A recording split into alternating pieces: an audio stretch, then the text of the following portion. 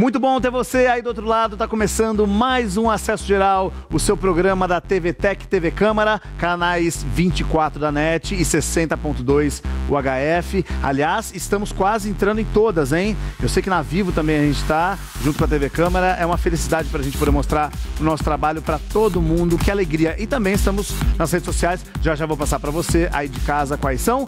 Antes, eu quero falar do nosso convidado de hoje. Aliás, são dois convidados no primeiro bloco. Eu vou conversar com o diretor Fábio Spilla. O Fábio é diretor da Companhia do Liquidificador. Eles são incríveis. Eles têm várias possibilidades cênicas com que eles trabalham. Então eles têm circo, tem teatro, clown, tem mímica, dança, música. Eles vão contar um pouquinho pra gente, ele e também a Cris Leonel, que é a atriz da companhia. Um trabalho muito bonito, muito gostoso de se ver. Tem um canal no YouTube também, eu vou passar pra vocês, a gente vai passar já pra você acompanhar um pouquinho. E eles estão sempre aqui por Jundiaí. No Sesc eles fazem várias apresentações. E não só pra criançada, viu? Os adultos também têm vez com a companhia do liquidificador. Daqui a pouco eu vou conversar com o Fábio, ele vai explicar pra gente. É um trava-língua, né? Porque a companhia do liquidificador, e eu que falo rápido ainda, é uma loucura isso. Olha só, antes de conversar com o Fábio, deixa eu te lembrar, como eu disse, das nossas redes sociais. Você pode encontrar a gente não só nos canais de televisão, mas também nos canais da internet. No Facebook, a gente tá por lá também como TV Tech. Você entra, pode compartilhar nossos vídeos. Aliás, olha só, vou te contar uma coisa. Todo Descubra Jundiaí que a gente faz, TV Tech Jundiaí, obrigado, a Thalia me falou aqui no ouvido, que eu falo TV Tech, então já TV Tech Jundiaí no Facebook, tá bom, minha gente? Avisar uma coisa, que o nosso Descubra Jundiaí, que é um quadro aqui do Acesso, sempre entra antes lá no Facebook. Toda quinta-feira, a uma hora da tarde, o nosso quadro Descubra tá por lá, e aí depois ele vem aqui para nossa programação toda segunda-feira, quase toda segunda-feira, né? Às vezes a gente tem outras entrevistas, então a gente coloca, mas tá sempre aqui no programa também, tá bom? Tirando o Facebook, ainda temos nosso Instagram, né, que é TV Tech Jundiaí, nosso canal no YouTube, todos os programas daqui vão pra lá, enfim, estamos em todas as redes sociais. Twitter também tem, né? TV Tech Jundiaí. Eu não falo Twitter, sabe por quê? Egoísmo meu, porque eu não uso Twitter, aí eu acho que ninguém usa também. É uma bobagem, né? Eu sou bem egoísta quanto a isso. Mas enfim, tem o Twitter também, se você quiser, entra lá, entra. Falar que se você quiser, entra, minha chefe me mata aqui. Entra no Twitter lá, TV Tech Jundiaí também, tá bom? Estamos em todas as redes sociais, no mundo. Abriu a geladeira, já começa a sair, já sai da geladeira. Tudo, é uma loucura, maravilhoso. Fábio, quanta bobagem, né? Mas é melhor assim, né? Tudo bom? Tudo bem. Fábio Spilla, o diretor da Companhia do Liquidificador. É melhor trabalhar assim, né? Vocês trabalham assim também com humor, quando vocês vão criar alguma peça, quando vocês vão fazer algum espetáculo, vocês trabalham nessa pegada? Sim, a gente coloca humor em quase todos os nossos trabalhos. A gente tenta trazer essa leveza do humor, porque para mim eu acho que comunica um pouco mais fácil com as pessoas, né? Então, a gente tenta buscar esse humor também mais universal, que consegue dialogar tanto com adulto quanto com criança. Isso é bem importante hoje em dia, né? Sim. Aliás, eu acho que os desenhos as animações que a gente vê no cinema hoje em dia, por exemplo, são tanto para criança quanto para adulto, né? Tem mais animação para adulto que para criança hoje em dia, de se identificar, por exemplo. Com certeza. A gente se inspira muito nisso também, né? Porque você cria um produto com diferentes camadas de leitura. Então, a criança vai ter um entendimento e o adulto consegue assistir a mesma apresentação e ele vai ter um outro entendimento daquilo, porque vai ter informações para o adulto ali também, né? Isso que é muito bom.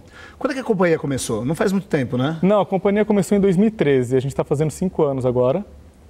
E a gente começou para montar um espetáculo adulto, que é o Cabaré das Fábulas. E já brinca um pouco com isso, porque a gente pega as histórias dos contos de fadas, que são popularmente para crianças, mas a gente resgata a origem delas, que elas eram histórias adultas. Quase todas eram adultas? A maioria das principais histórias eram para adultos, eram bem pesadas. Por exemplo, dá um exemplo pra gente. Por exemplo, o Chapeuzinho Vermelho, não existia a figura do caçador primeiro, então o lobo mau, ele matava a vovozinha, comia ela, preparava uma sopa... Ah, ele matava antes de comer a vovozinha? Era aquela coisa meio canibal mesmo, né? Mas ele preparava uma sopa para Chapeuzinho Vermelho. Que horror! Com a vovozinha. Nossa, que tenso então, isso. Essa é uma das histórias que a gente conta em clima de cabaré. Então a gente transforma isso num clima mais leve também, daí já entra a questão do humor também no trabalho, né? Então esse foi o primeiro trabalho, foi o que juntou a equipe para criar a companhia, né? Foi a partir desse trabalho que a gente foi desenvolvendo depois todo o nosso processo de pesquisa. Agora eu fiquei super curioso. O que acontece no final? O Chapeuzinho morre também? Chapeuzinho morre também. Ai, que trágico. O lobo mau se disfarça de vovozinha, ainda mantém isso, e ele pede para Chapeuzinho se deitar com ele, mas antes pede para que ela tire a roupa para não amassar. Gente, é uma história bem pesada. Daí ela tira a roupa, se deita com ele e acaba a história com ele devorando a Chapeuzinho Vermelho. Gente, eu não sabia, meu mundo caiu agora. Quero saber, mas tem mais alguma? Qual história mais vocês contaram lá?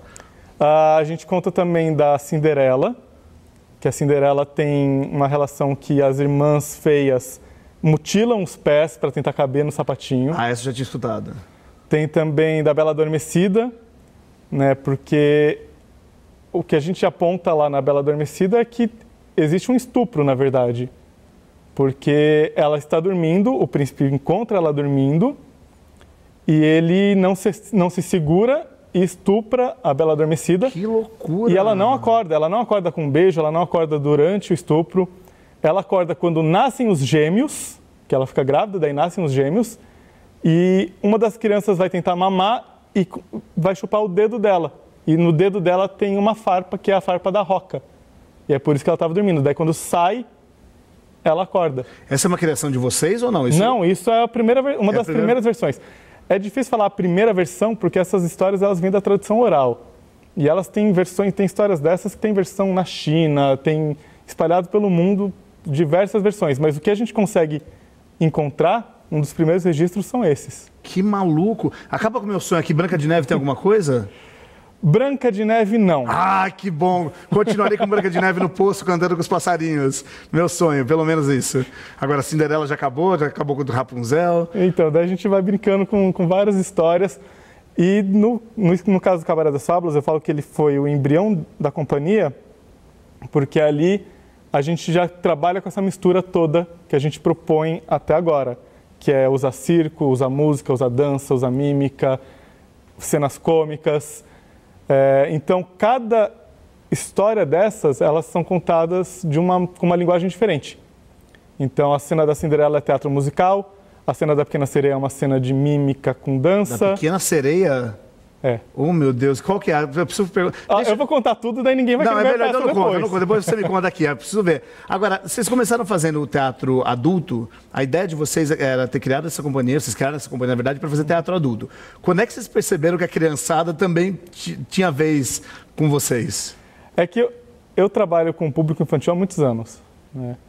E tinha vontade de fazer um espetáculo adulto, com uma temática um pouco mais forte, mas sem perder esse lado de tentar quebrar um pouco, deixar um pouco mais palatável, então sempre tratando com humor.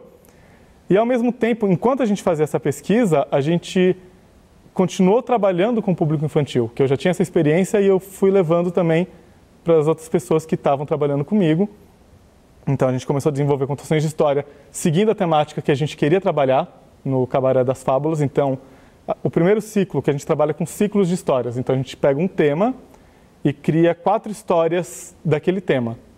Então, o primeiro ciclo chama Princesas Como Você Nunca Viu, que é também quebrando essa imagem da princesa dos contos de fadas. Mas isso para criança. Para criança mesmo. Para criança.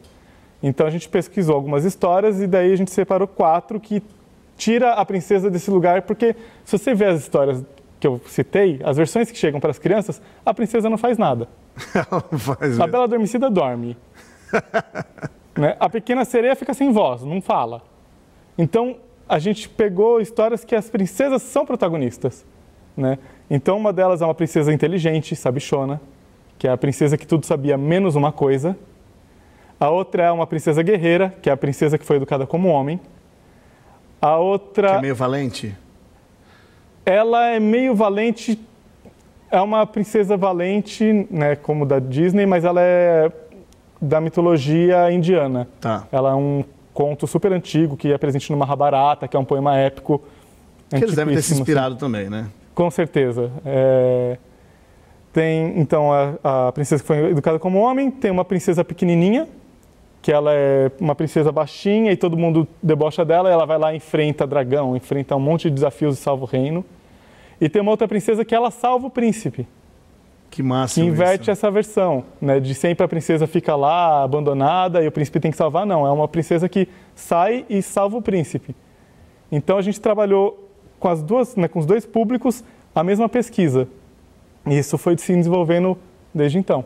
Que incrível isso. É um trabalho incrível, na verdade, porque você trabalhar com criança e mostrar esse outro lado, antes dela ver mesmo, que na verdade já conhece, mas antes de ver esse outro lado mais bonitinho, mais, né, o lúdico, esse lado mais real é super interessante, né, para a criança. A gente tenta trabalhar com a criança sem ser menosprezando ela, né? Então a gente tem, por exemplo, histórias de terror para criança, que é o ciclo de histórias que é histórias de dar medo, mas nem tanto. Então a gente dá um susto, a gente trabalha com as histórias mais pesadas também para a criança e às vezes tira o pé, às vezes não, às vezes tem criança que chora, às vezes, mas em geral elas têm essa coisa de querer brincar, de sentir medo, né? Então acho que a gente poupa muito às vezes as crianças e em momentos que não precisa, né? Que você está ali numa brincadeira lúdica, então você consegue extrapolar um pouco os limites para ir passando algumas questões para as crianças. É importante, tem que ter muito isso, tem que ter a princesa bonitinha, mas tem que mostrar que ela também, né, ela tem o outro lado dela e que ela pode fazer outra coisa. Vamos ver alguns VTs, a gente separou. Vamos lá. É Companhia do Liquidificador lá no YouTube, Cia do Liquidificador, né? Isso. Entra lá, tem um monte de vídeos, super interessantes os vídeos. Vamos ver o primeiro? Você vai contando pra gente um pouquinho, Fábio. Deixa eu ver. Isso eu achei super interessante, mostrar músicas diferentes. O cordel, por exemplo, que é um... então, a gente tem uma ligação ritmo musical grande com a literatura. Então, tantas contações de histórias, né, vêm da literatura, a gente busca as fontes na literatura, e aí a gente trabalha com a literatura popular brasileira. Então, eu estou falando cordel como música, mas cordel não é música. O cordel, ele também vai para a música, mas ele, antes de tudo, ele é uma forma de literatura. Então, é uma literatura popular, ela vem de Portugal, e ela se instala principalmente no Nordeste. Então, ele chama cordel porque eles são livretinhos que ficam pendurados em cordões, em varais. E a estrutura dele é toda em verso. Então, são livros populares de poesia, né, e de narrativa. E o cordel, ele é interessante porque as crianças no Nordeste, hoje ainda são, mas antes era mais ainda, alfabetizados com cordel. Que massa. Né? Então você tem cordel que ensina direitos do consumidor, você tem cordel de biografia, você tem cordel de histórias, você tem cordel que ensina matemática, você tem uma infinidade de aprendizado que você tem em cima da literatura de cordel, né? Que são histórias, como eu falei, rimadas, daí tem algumas estruturas de rima que formam cordel. A principal é a cestilha. Então, são versos com 6 estrofes. Com 6 versos, desculpa. Né? E daí tem uma rima que ele rima a segunda, a quarta e a sexta estrofe. Então, essa é a mais comum, que é a cestilha. E a gente apresenta isso de uma maneira lúdica nessa intervenção, com músicas, porque o universo musical é muito rico também, né? E com brincadeiras, porque daí tem trava-línguas, tem adivinhas feitas com versos de cordel. E a gente apresenta, então, toda essa diversidade da cultura popular, que é um pouco desconhecida do grande público, mas sem ser uma aula lá expositiva. Então a gente brinca com toda essa variedade da cultura popular também. Muito bom. Vamos ver mais um vídeo? Deixa eu ver. Eu achei isso tão bonito. Esse aí também, então, é de um ciclo de contações de histórias, que são histórias do fundo do mar. E nesse em específico, é a história de 2 piratas. 2 piratas reais. Então, porque a gente conhece muito as histórias dos homens piratas, né? E tiveram 2 piratas incríveis. Então, a gente conta a história de uma irlandesa, que é a Grace O'Malley, que foi uma grande pirata. Ela é celebrada na Irlanda até hoje, tem estátua dela, tem o castelo que foi dela. E tem uma outra pirata que é uma pirata viking, que é a Alvinda. E ela foge de casa porque ela não queria casar com um pretendente e vira pirata. Então a gente traz esse lado também, porque é muito comum associar pirata com menino, com homem, com barba negra, barba ruiva, barba aquilo, tudo. E a gente vai daí na contramão e apresenta as mulheres piratas que existiram. Maravilhoso. Eu estava lembrando de um filme da Dina Davis agora, você falando disso, você lembra? Ah, bem antigo esse, gente. É um filme da Dina Davis que ela era pirata. Acho que foi o único filme de mulher pirata que eu vi na vida. Olha, assim. esse eu não conheço. Depois você tem que me falar qual que é. Vou te falar. Dina Davis, Olha, nem sei onde tá a Dina Davis hoje em dia. A que fez Thelma e Louise. Vamos ver mais um vídeo? Cada objeto nessa mala representa uma história. Esse aí, então, é o Mascate de Histórias. É uma outra intervenção que a gente faz. Nessa intervenção a gente trabalha com fábulas, tanto fábulas do Esopo, La Fontaine e outras fábulas também, tem algumas fábulas orientais, então a ideia é o seguinte, são vendedores ambulantes, né, os mascates, são figuras antigas de vendedores ambulantes que vendiam de tudo. Eles vendiam remédio, vendiam tudo que você pudesse precisar, o mascate ele viajava de cidade em cidade e ele ia levando os objetos para os lugares. E hoje a gente não tem mais essa figura, né? Então a gente aproveita isso e brinca com isso. Ele fala assim, então a gente vendia os objetos, mas hoje você pede tudo pela internet, você vai no shopping, você encontra tudo. E como a gente viajou muito, a gente conhece muita história. Então cada objeto da mala é uma história. O público escolhe o objeto e daí os contadores contam a história que está relacionada com aquele objeto. Maravilhoso. Quantos objetos são? Já perdi a conta. Não, e a gente vai tocando, porque tem hora que a gente cansa de contar a mesma história. Eu falo assim, hoje eu não quero contar essa, daí troca e coloca outro objeto no lugar. Muito bom. Tem mais vídeos? Vamos ver mais um?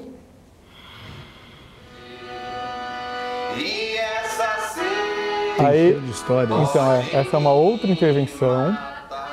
O Tempero de Histórias, de novo, a gente mistura. Então, a gente pega contação de história, a gente pega músicas que falam sobre alimentação, de alguma maneira, né? Aí no vídeo a gente está cantando uma música que fala de sede, né? Que pede um copo d'água. Aquilo ali é pimenta, não? É pimenta. É muito engraçado que a gente não tem mais relação com as comidas, né? É tudo processado, é tudo já vem pronto. Então a gente apresenta temperos, a gente apresenta, né, os temperos in natura e as pessoas tentam adivinhar. Uma das coisas que a gente faz é a pessoa tentar adivinhar o que é, ou olhando ou sentindo o cheiro. E o nível de acerto é mínimo. É mesmo? A gente não sabe mais nada, né? Não sabe mais nada. E também tem histórias sobre aqueles temperos, né? Então a gente tem uma história sobre o grão de mostarda, tem história sobre o arroz, e a gente vai contando curiosidades e algumas fábulas sobre alguns alimentos e apresentando para as pessoas e dando dicas de alimentação saudável, para tentar quebrar um pouquinho isso da gente ficar só comendo essa comida pronta e já processada. Fábio, eu vou encerrar esse bloco, que eu quero trazer a Cris Leonel para falar um pouquinho também. Sim. Só me fala uma coisa, são quantos espetáculos que vocês têm agora e como é que vocês vão fazendo essa logística para poder apresentar todos eles? Ou vocês têm só um espetáculo agora? Não. Como é que funciona o trabalho de vocês? Nós temos 3 espetáculos, intervenções eu não vou saber, mas espetáculo nós temos um infantil, que chama Vida de Pirata. Então, é uma trupe de pirata que fica dentro do barco, daí eles enfrentam tempestade, enfrentam monstro. Eu acho que a gente tem até esse vídeo aí, enquanto ele vai explicando, a gente pode até ver. Pode ir contando, Fábio. Esse é o espetáculo que a gente... esse é um vídeo do ensaio ainda, né, um teaser. A gente estreou esse espetáculo no final do ano. Ela começa, então, com uma turma que a gente vai viajar, então, com ele esse ano, é o nosso projeto desse ano. Ele trabalha, então, com essa trupe pirata, que sofre vários percalços, mas insiste ainda nessa vida, que a ideia é falar sobre essa questão da escolha e de você persistir em busca dos seus sonhos e você ter a sua vontade individual e como que é, o que o mundo espera de você, o que você quer fazer de verdade. Então essa resistência, né, esses percalços que esses piratas sofrem, né, que eles estão sempre em busca de um tesouro, eles estão sempre em busca da sua aventura, em busca do seu caminho. E a gente usa circo, usa música, usa boneco. Eu vi que tem fantoches, né? Então, tem tudo que a gente trabalha em outros lugares separados da companhia, a gente junta numa potência maior dentro dos espetáculos. Então, esse é um espetáculo infantil. Tem um espetáculo de circo, que é o Cabaretize. Então, é uma trupe que está procurando um integrante novo.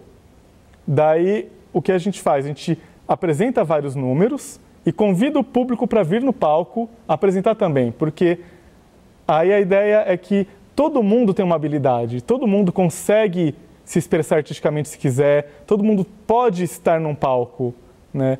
Então a gente abre esse espaço para as pessoas irem e a gente auxilia. Então tem alguns números que são executados com a nossa trupe e a gente abre espaço e se alguém quiser tocar uma música, tem um violão ali, ele pode tocar. Se alguém quiser cantar, dançar, então a gente abre esse espaço, né? E a gente tem uma figura que é a palhaça, que é a Rose, que quem faz é a Cris, que toda vez que vai ser anunciado um número, ela quer fazer, mesmo não sabendo. Então isso mostra que assim, ela vai, ela tenta e ela não consegue. E ela vai se dando mal toda vez. E isso vai estimulando o público que ele também pode ir lá e errar, né? Porque a gente tem essa visão também que a pessoa tem que ser perfeita, né? Ela tem que ir lá e acertar, ela tem que ir lá e arrasar de vez. E não, a gente tem que estimular o risco, né? A pessoa tem que se arriscar, ela tem que se aventurar. E isso tem que ser reconhecido. O erro também tem que ser valorizado. Com certeza. Né? Então é isso que a gente trabalha no Cabaretize. E tem um espetáculo que eu falei, que é o Cabaré das Fábulas, que é adulto. Esse eu tô louco para assistir. Eu preciso, depois você me passa quando tiver. Sim, a gente eu quero muito saber. Daí fora isso, nós temos cerca de 18 contações de histórias, 5 ou 6 intervenções. Então a gente tem esse leque de atrações que a gente fica rodando o estado. Agora estamos indo também para Minas, saindo já de São Paulo. E a logística disso é uma loucura, né? Eu imagino. Fábio, eu preciso chamar um intervalo. Vai lá. Que a gente já passou do tempo aqui. A Cris vai ter alguns minutos aqui no programa, mas ela vai falar um pouquinho sobre o trabalho da trupe toda. Fábio, obrigado. Obrigado. A gente continua falando da companhia do liquidificador. Nossa, até confundi aqui. A gente continua falando da companhia do liquidificador no próximo bloco. Só para uma coisa para você. Dina Davis, A Ilha da Garganta Cortada. É um filme de pirata. Não sai daí, é bem rápido, a gente já volta.